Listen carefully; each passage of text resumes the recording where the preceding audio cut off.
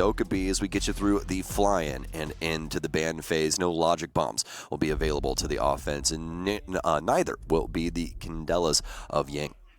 We have seen quite a bit of Dokkaebi being used against SSG on this map inside of the NAL, so it makes perfect sense while we're going to see the ban come out here. Yang as well is going to be an interesting one here. Not as much play towards Yang, but at least inside of the North American side for the two of us. But we have seen it every once in a while be used specifically for throne room takes, if memory serves me correctly. It's been pretty useful there to be able to chuck it down the hatch and be able to surprise the opponents on the inside. Well, if you think about it as well, there's also just a lot of areas where you can have immediate access to positioning that the defense wants to hold on to. Things like cafe upstairs, storage down low when you play in lab and storage, stuff like that where you have easy access for those Candelas. It just makes it to where they mean even more to what could happen to the overall story of the round. Now, though, we're getting into round one. Let's see what both of these squads want to do. Who will they represent as we climb on in? It's going to be an armory throne room defense here for SSG. Azami making it through the ban phase, not something that we've seen too often here. Valkyrie and Mira, the two defensive operators that have been removed from the pool. No surprises on those defensive bans. Pretty straightforward in terms of the picks from either team there, but let's take a look at the actual operator selects, of course, moving into the first round. SSG on the defensive start, and now going to be giving us nothing too surprising when it comes to their setup here for the throne room defense. Very mobile setup, obviously, as they want to play out and about for that first 2 minutes of play and then round themselves back into a much more defensive play for the tail end of the round, with Houghton, of course, throwing out those Capcan traps that can hopefully trip up a few of the Fury members that maybe, once again, are not going to be able to focus so much on the sides of those doors, especially if they get strapped for time. You, of course, have Fultz, who's going to be able to waste plenty of time on the Azami, being able to throw down the free cover time and time again. And then inside of the site, we have additional things as well. Bosco being able to contend against smoke or flash dumps if we end up getting it. Looks like we are going to get a little bit of smoke action from Fury, and then aside from that as well, plenty more to resist the push from Fury in the site. Yeah, SSG operator line-wise, kind of wearing their heart on their sleeve, aren't they? You know, they're trying to stand and bang with Fury early here, and they're going to slowly fall back to site. If things do go wrong, they have Bosco there to try and pick up the pieces. He's got that Nitro Cell and also Warden to be able to see through smokes and flashes. So always a solid option to use in a scenario like this, because you can see Space Station want to try and hold the full breadth of this map, and this starts over here with Dragon, as well as Fultz standing on top of that area. He'll be playing around the cache space. We see a lot of people playing right on that metal paneling in there. Great positioning to try and utilize up against the cache balcony. Two fire positions being lined up by Fury, but certainly not getting any outright aggression from SSG just yet. Had a little bit of a swing come in there, I think, from Fultz a few minutes ago. A drum entry that just dealt with the Gemini, though, so nothing really gained from the shots he threw out. Of course, Dark already has it ready to go for a second run, and maybe getting in a position to line that up now, but it's going to be I9 spotted out first here by Rampy as he picks up the opening kill of the match.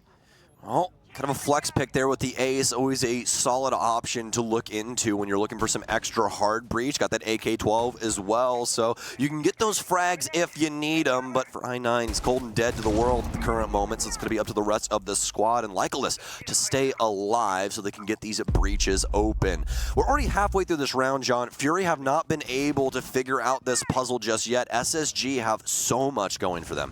BG-Man sneaks past one of the top-down angles that was set up by SSG. This could be big if he's able to move this forward correctly. We'll peer through it in a moment. It doesn't seem like the defensive setup from SSG has rotated away from this, but BG-Man still with an opportunity to strike. Got to see, though, as he's going to move forward here. Catches Yeti, unaware to the push that he had made before. Dark as well, striking with his first entry on the round also. He evens us back out and actually puts Fury in front of the situation here. Obviously, like Hollis being a little bit low, so makes this a bit of a delicate lead for Fury, but it is them in front of the situation now with 45 seconds to go. Well, don't forget our big red button on site. Bosco can save this one if necessary. SSG, at least for Hot and Cold's sake, he's going to drop back down. Actually, no, that was Rampy that committed to that hatch drop. Hot and Cold still upstairs inside of the bathroom. He's going to rotate in through Cash here, and he might be able to drop in behind them through Tellers.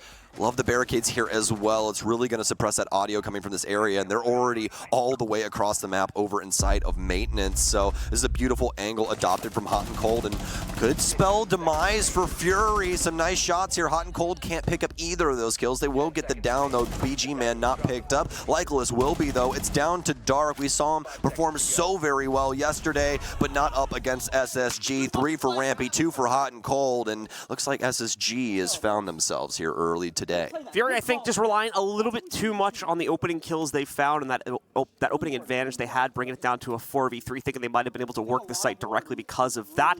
Did not have the best intel about where SSG's final 3 players were positioned at, and as such, all 3 of them essentially get off with a free kill there once Fury works their way into the site, and there isn't much player power left on Fury to try and trade that back out, so they're in a pretty weak position when they ultimately try to work their way into Throne there. Yeah, I'd really just like to point out that Fury didn't do enough soul searching there. We didn't see them try and work the map and figure out what SSG was doing. They just went about things like they normally would, and they got severely punished for that. I-9 gets picked off the window. You no longer have your ace. You're already down a man, and you have to try and work from that positioning.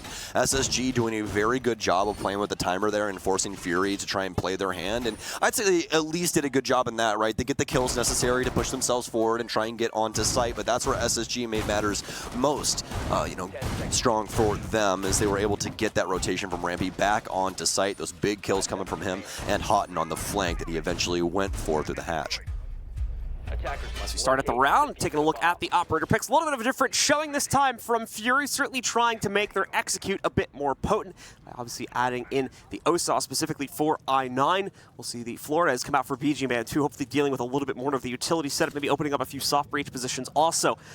This team to utilize, getting them deeper into the building. The defensive setup will change accordingly to the site. We are actually going to keep Rampy over here onto the Warden just to be able to fend off once again against those flash or smoke dump plays.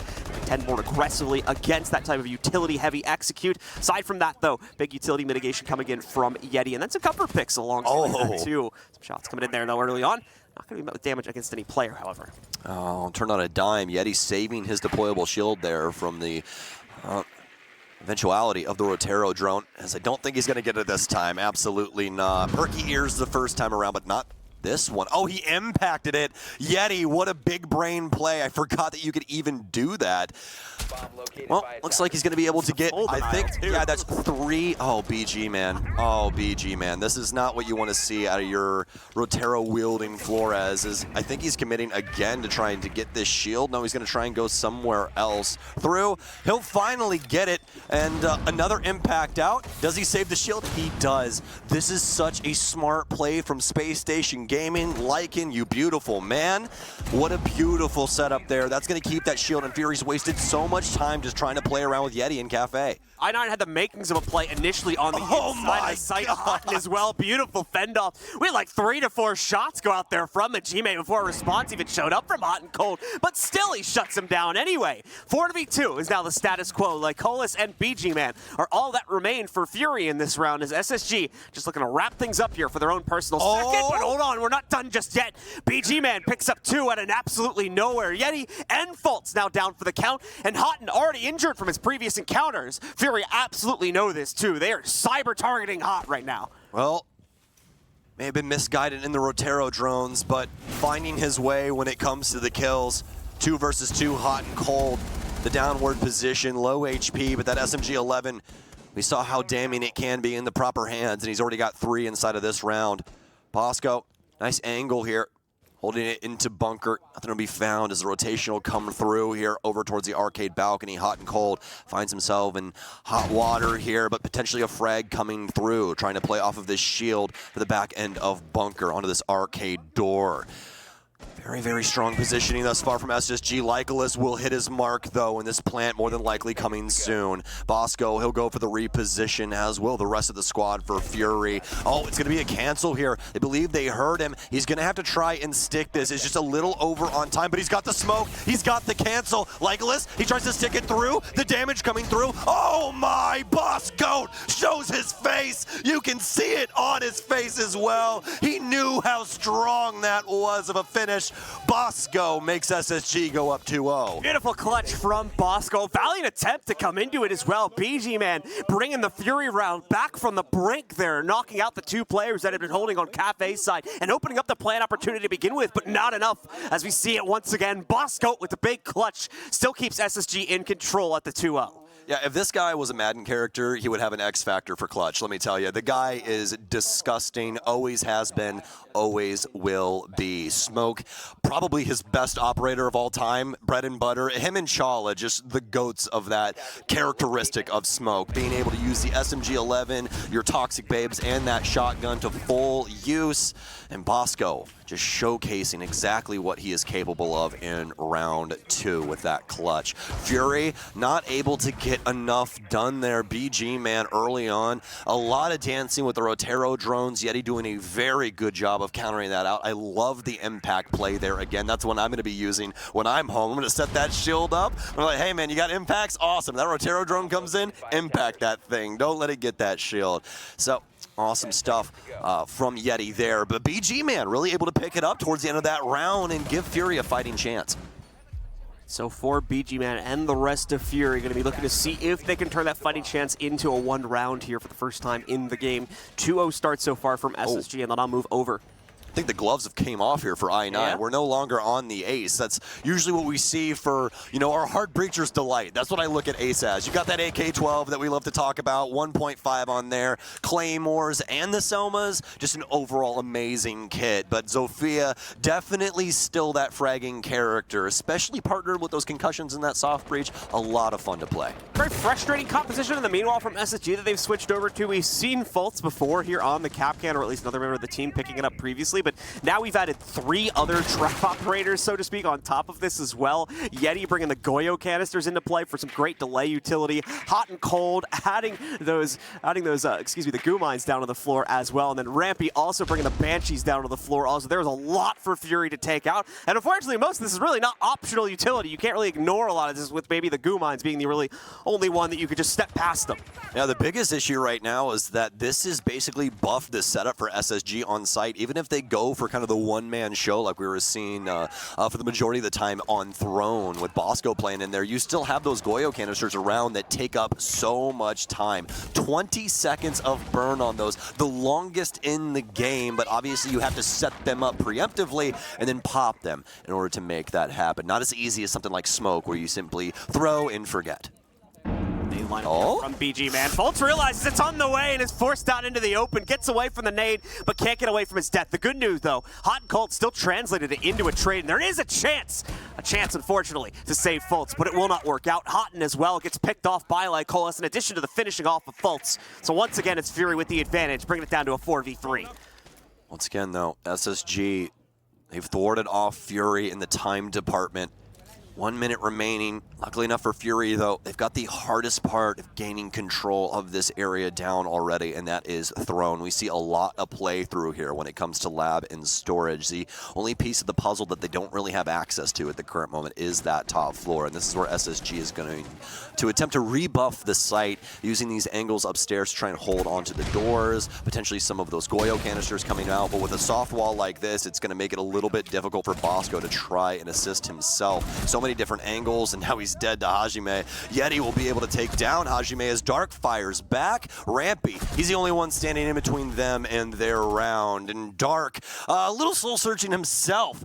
He went back and found that man that we saw decimating BDS yesterday and decided to bring him to the table. Appreciate the pacing we get more than anything out of that round from Fury. Really never taking their foot off the gas pedal once they get those initial peaks, just going for the full map clear as quickly as possible. Not even really going for the full second floor clear there over the course of that round as well, heading pretty much directly for the site, leaving a couple players on SSG in awkward positions, and for a lot of them as well, not really able to use the full breadth of that utility. We talked about how much they brought to the table. We really didn't see a lot of those operators have their full day in the sun, so to speak, there because so many players were going down so early. I think it's mostly due to the fact of how Fury played things around the Throne area there with those big picks, and also loved Lycolis accounting for the fact that Hot and Cold would probably assist after Fultz got downed. Just huge kills coming out of the hard breach there, and that was a big game changer for that round. Fury was already so far ahead, and as you said, they didn't let their foot off the gas. We had Hajime getting in there and then Dark to clean up the rest of the store. So SSG will still be ahead, but it's only 1 round differential at the current moment as we hop into round 4. Fury pick's going to show up here as we originally had double hard breach in the fold. That hard breach will also switch from Lycolus's POV over from an ace to a thermite. The second one getting ditched, so they have the better capability to be able to deal with insight utility there on BG Man. He's of course going to switch over to the Flores and then I believe a Gme as well, adding that Jackal into the fold to try and track down these upstairs members of SSG a little bit more proficiently so they can get to the site and set themselves up for an execute much more quickly this time around. Ran out of time in the previous round and were unable to drone out the site appropriately, disallowing them from winning this site take despite the fact that they had player advantage. Fury will be starting us off from the eastern front. Yeti will be inside of Gong with Bosco attempting to assist the area. Looks like he wants to try and get upstairs and find some help around the top of Dragon. That's where Fultz is also going to be located.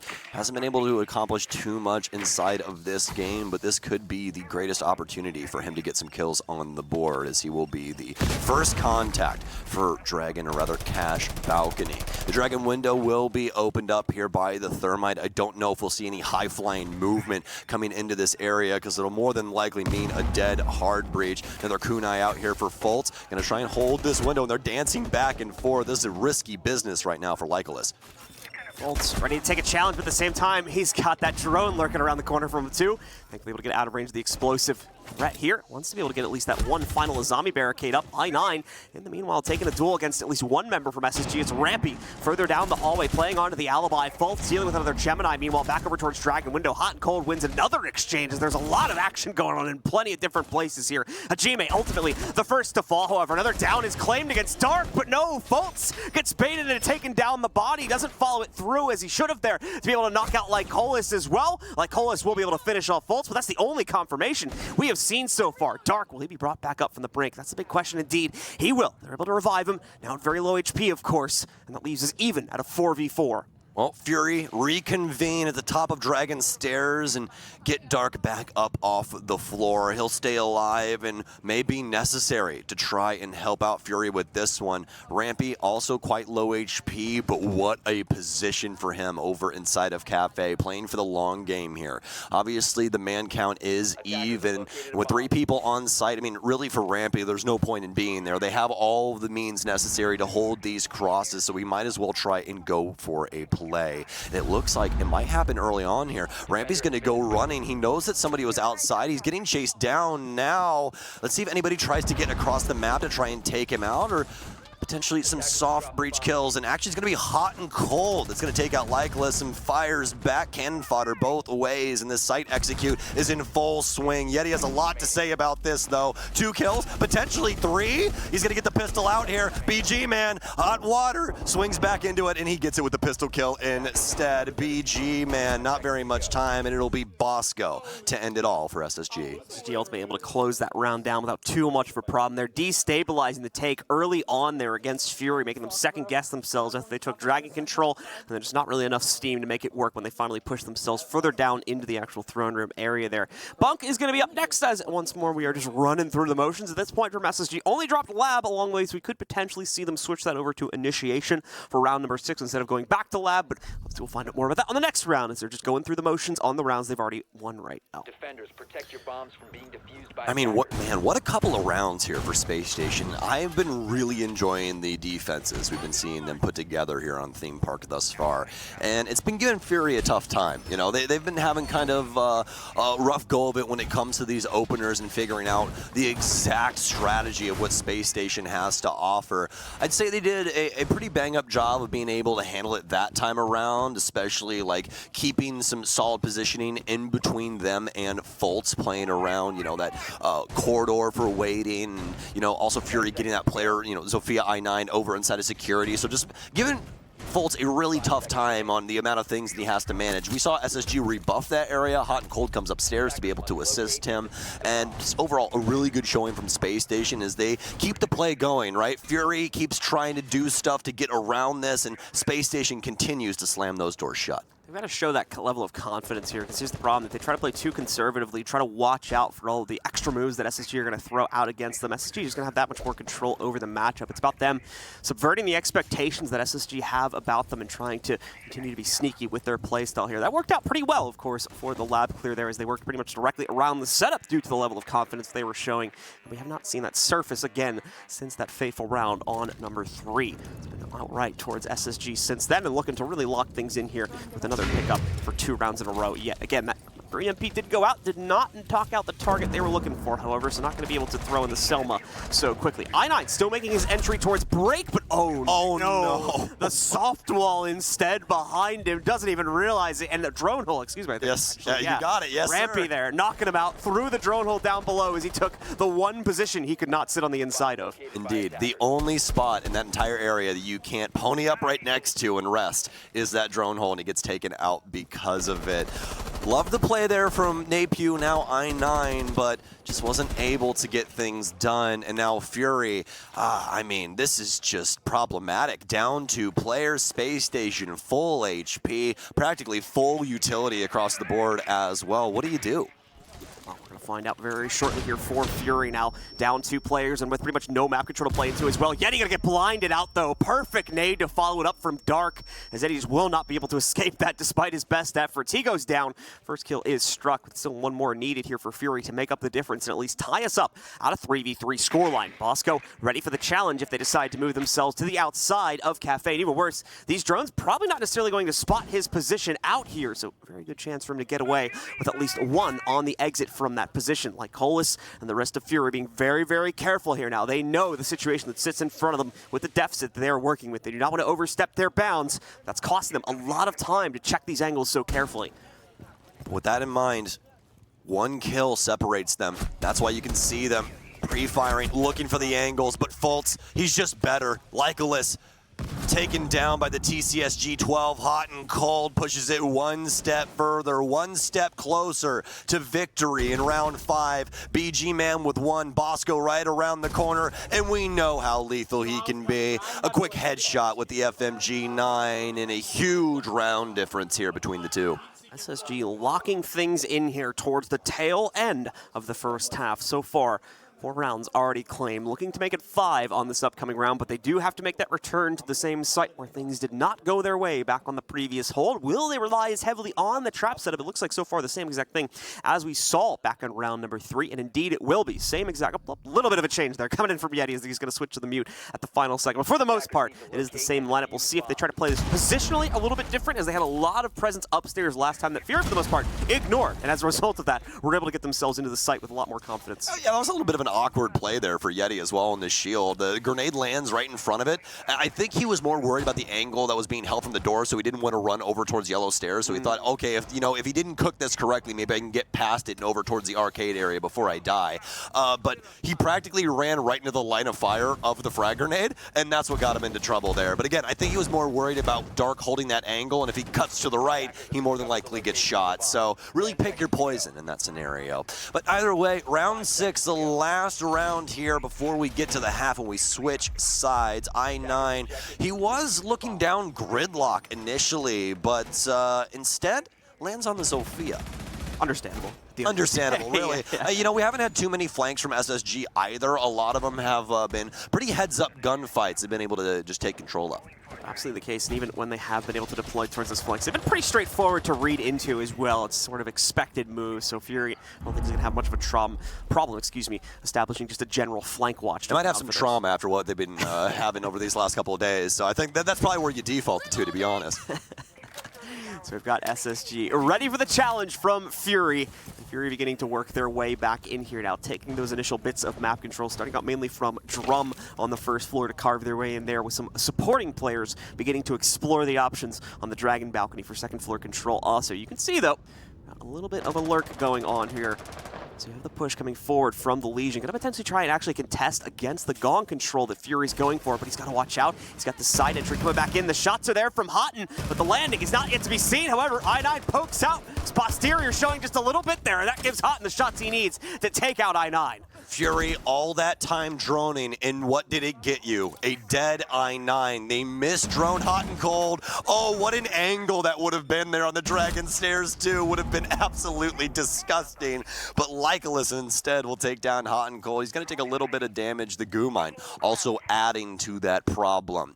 It's going to be 4 versus 4. Fury, they got decent time remaining here. We just need to really see them hot too. This has been a big issue for them and a hot commodity that SSG has been able to continue to take control of on the defensive end. Prevents kind of the worst case scenario too, as we saw in the previous round there, where you're potentially going to be looking at Fury trying to work this as a 3v5. Now they've got a much more realistic chance. Oh no! Faults though, oh no! Ready for the challenge. He knocks out 2, including the case carrier. Hajime and BG Man are all that remains. They got to scramble over to Throne. They didn't even successfully clear out Fultz. He's still here, still holding the case control. He may very well be aware of that as well. Hajime now dropped as well, I believe, by Fultz, leaving just BG Man in the fight. He put the windbreaker on John. He's hot now. The jersey wasn't doing it for him.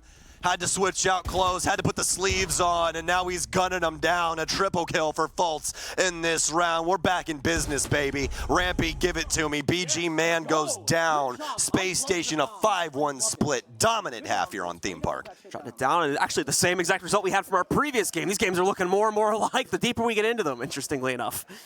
Man, I swear, I could have amnesia and knew what happened with these games. It was like, yeah, well, if you've seen one, you've seen them all, haven't you? But that's the unfortunate APAC storyline for it. Very unfortunate, man. And like my biggest problem is like I've been such a fan of NB Taylor for so long. You know, going all the way back to Mantis FPS. I don't know how many people still remember that all the way back at SI 2019. That was the first time you and I ever casted together. So it's been some time, but never been able to get it done on an international stage, man. It's kind of sad, but I'm hoping that it comes for him at some moment in time. We'll have to see how the rest of APAC is doing after this matchup here, because Fury is up against a wall, much like their regional comrades sitting in the other group at the moment for Sandbox. Fury, if they drop this matchup, going to be sitting at less than a 10% chance, almost less than a 5% chance, I think, actually, to qualify for the playoff stage. We'll need to be perfect in every single matchup from this point forward, and also somewhat reliant on the top-end teams also dropping off when we go for the second round of matches as well. Will be a tough ask for sure for both Fury and potentially Sandbox if this matchup goes the way that we are expecting it to here, and SSG ultimately closes out. But it's a new half, a new day for both of these teams. Maybe Fury will have a little bit more to bounce back into this as of yet. One of these things is not like the other, and it's Fury's defensive operator lineup in comparison to what we were seeing from Space Station Gaming. A lot less defensive utility dedicated towards slowing down your opposition. No real traps across the board here. Yes, they do have the Banshees, but past that, it's just a lot of utility to be able to hold on to your positioning. Electro Claws, ADSs, you know, Azami working her way in here as well with her Kiba barriers. So it's really going to be up to Fury to win these gunfights and play into that defensive setup rather than trying to go for what we saw from SSG, really delaying that time. But obviously that could become a part of Fury's strategy depending on how SSG want to work this map. Fury with the nice slow opener here, not going to be over. Lycolis, we got quite a few Kiba barriers in the pocket here, buddy. What's going on with this? 4 knives? Hasn't been challenged anywhere as of yet, so maybe just trying to play this dynamically, waiting for the first bit to come and get thrown at him. Dark seems like he's going to get most of the early aggression. Could certainly see those Kiba barricades come out to help, but meanwhile, Fultz, he's already into Arcade, clearing it out, knocking down Dark. He gets overwhelmed by about 3 players from SSG trying to take him down there in one form or another. All right, so BG Man was off-site, just rotated back in, or got Hajime in, whatever that transaction was there. They reinforced the wall and were able to buff up the site a bit, but Dark was off on his own island up against the space station clear. That's just a bad idea right there. Cole is still sitting on pretty much the full pack of the Kiba barricades as well. Finally used one. I think he's just kind of waiting for the breach to potentially be made, or waiting for a clear picture to be shown in terms of how SSG is going to attack this site, and then try to just spam them in at that point. I think is going to be the plan here for Lycolis. Very curious to see, though, as he has certainly been restrained to the inside of the site and is kind of just itching at the opportunity to check some of this utility out. All right, well, Rampy on one of his key operators throughout the years, Buck. This drone is going to get muted up. You'll be able to get rid of that and potentially see if somebody is hanging out around Furnace, and that is where Lycolis is still chilling. Looks like they actually want to try and use those as pseudo castles for the ceiling and just to try and block off a lot of holes. So pretty great idea, honestly. This is the beauty of having a character like this nowadays in Rainbow Six, is you can get so creative with their utility. And of course, again, playing the interior of the site. That nade coming very, very close to the area of damage that would have been able to knock out Lycolis sitting on the inside of there. Lycolis as well, having distributed most of this utility at this point. Not a whole lot that SSG would be removing from this factor of play. Yeti finally knocking down Lycolis and is going to be able to leap into the rest of Armory here as well. Nitro out from I9, but is not singing the way they need it to. Another pickup from Rampy here. Just BG Man and Hajime left in the fight, but Hajime holding his own on the throne side of things here. Oh, and Hajime and BG Man making it work together. Suddenly, it's just the planter remaining as everyone else on the team goes down in less than a second. Does Bosco have the clutch, though? Keep in mind, one of them is boxed out. Can't come back in through main dragon door. They have to go for the direct cross. Hajime goes down. Bosco to finish him off. Now it's down to the 1v1 here. Splash is chucked out. Well, out for a relocation where Bosco does it yet again inside of the 1v2. Clutching it out one more time. They done did it again, John, and it's all due to a critical blunder from Fury. You know what they did? What did they do? They stopped looking at where he was planning, both of them. None of them holding the angle, and they let Bosco escape. They let that man, the man that really never misses a clutch opportunity, get out of the one area that if he escapes, they have a really good chance of killing him. Just really unfortunate timing there for Fury. Might have been some magazine swaps or what have you, but either way, a blunder that gives Bosco that split second to just get out of that info base and move off into the ether, into the shadows, and really take advantage of Fury trying to push forward and take control, recapture what they had on that other end. I really do like the strategy from them. I really like what we saw from the Azami there. Yeah, actually. the I thought that was barricades. very creative. Yeah. And that's why I really wanted to point that out in the early round. You know, when you see somebody stacking up utility like that, these are professional players. They're not doing that because, you know, they're silly, right? I was like, oh yeah, I forgot to put all of my Kiba barriers down. You know, like that would literally never happen. But either way, Fury are going to burn their timeout, and we got to say it, John. It's 6-1. I hate these timeouts. I always have. It's too far gone. I think the screenwriter for this show is getting a little lazy. This is like this is a rerun from the last game now. They took the pause at the same time too now. Yeah, it's very unfortunate. I mean, you can give Fury or any team that does this the benefit of the doubt, because usually when they get to the half mark, it's better to use it than not use it. Exactly. That's right? that's the first one, right? And also the other thing being you switch sides, right? So when it's a 5-1 split, you're like, well, if I use a timeout now, all of my stuff's going to be for that other side. So I might as well try and help them out here. But I'd much rather it just be used earlier on that other side. Get some communication going there. Maybe try and pick up some rounds on that side that you're having some trouble with. But, you know, beggars can't be choosers. And as you said, you might as well use it rather than lose it. All right, well, let's get into it. A full repick in the meanwhile for SSG. All 5 players swapping to a new operator that is going to include a Montaigne pickup from Houghton. So let's see how this goes for the rest of SSG, as we're going to have a few interesting pickups here. The Thatcher coming in here as well for Yeti. So let's see how this plays out. Dude, Yeti's got to be off the C4 this morning or something, dude. He ate like 3 of those protein bars. He went to the gym, probably like deadlifted like 700 pounds or something. Oh my goodness, Space Station Gaming, especially since picking up Yeti, have looked so dynamic in their play, very creative with some of the things they've been doing recently as well. And this is a very much needed game for SSG as well. Obviously a little bit of a tough day for them yesterday, coming close in at least one of their matches, specifically the one versus BDS, but just could not trigger the overtime and push it over the edge there against W7M. A little bit more one-sided, and that was the way they ended the day, if I recall correctly, as well. So a good way to bounce back into today here with a potential 7-1. Of course, pending the result of this and any following rounds from Fury here, if we are to assume that this one goes SSG's way. Well, the last time you and I saw Napew or I9, he almost broke the record for most kills on LAN when playing for Elevate. And then it was actually, no, I do believe I'm actually wrong about that, so apologies. But he was on that roster at the time when that did happen. Either way, he was still definitely a key and pivotal piece for that Elevate roster. But here today, not looking the greatest. 1-7 to start the day off up against Space Station Gaming. Now, obviously, he can attempt to right his wrongs in what could be the last round here. We'll have to see how that continues on. About halfway through this one, SSG using those Rotero drones to their full advantage. Fultz not finding anything on that one, but was able to clear out a lot of the area and allows SSG to push forward off of that information. Hard being set up now by SSG as they prepare to carve their way into the depths of the site. Going to be focusing up, of course, on the catch to office breach first. See if this allows them to get the access they need, and more importantly, if they can begin to push Fury players out of position. Hot and cold, of course, all the way up to the initiation room as well. So plenty of control already going into SSG's favor, but it's the transition into the site, especially for this specific site attack, that can often be the toughest, and oftentimes be where we see the first kill and the first bit of the attack start to fall apart. Well, Space Station, they spent a lot of time setting up this execute, and we're about to see it fully flushed out here. It's going to be approached from the east towards the west for the Bunk Daycare defensive site. Going to have Fultz, I do believe, trying to slip through the cracks here into Cafe, completely unbeknownst by Fury.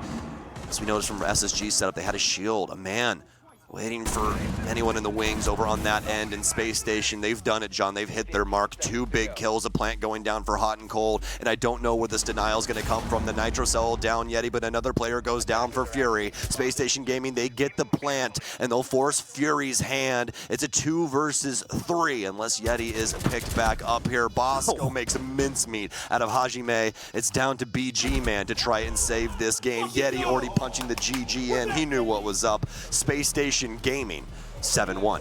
SSG shut things down in very similar fashion, in fact, almost the exact same fashion as our previous matchup here on the stream B as well. Either way, a definitive first matchup for SSG to put them onto the board with a solid 3 points, keeping them in the running still to potentially make it out of the playoffs. They'll be waiting for the result, of course, for BDS versus W7M to see who they really need to priority target on the second go of games here to make sure they overtake them. Either way, we're going to go to a short break, ladies and gentlemen. We'll be back in a few minutes to break this match down.